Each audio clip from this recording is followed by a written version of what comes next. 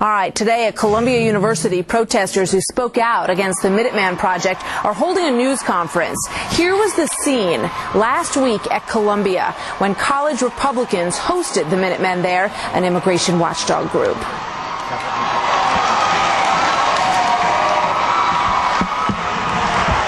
All right, well, those protesters holding a press conference earlier today. Our next guest was in the stands last week when that scuffle ensued, and he says the issue is about free speech and nothing more. With me is Phil Chan. He is a Columbia University student and a member of the Columbia University College Republicans. Phil, good to have you with us today. Hi.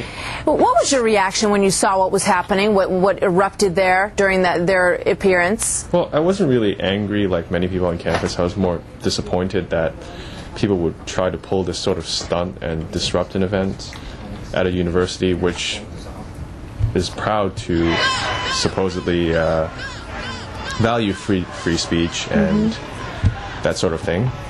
What has Columbia University done about this whole thing? Well, they've sent out a letter to the university community, but they haven't really acted on it. They said they were going to hold students accountable, but they didn't take down any names at the event, so I'm not quite sure of how they would do that. And how, in this news conference that these protesters gave, how did they justify not allowing this group the basic free speech rights that I would guess most of them support? Well, unfortunately, they believe that some people aren't entitled to free speech, and that's just tragic. You know, just looking over it, they say fascist scapegoating is not up for academic discussion. And I know that gets in some ways to the heart of what you're saying. You believe that Columbia is an academic institution that should welcome a lot of different points of view, right? Well, that's one of the things that President Bollinger at Columbia has emphasized.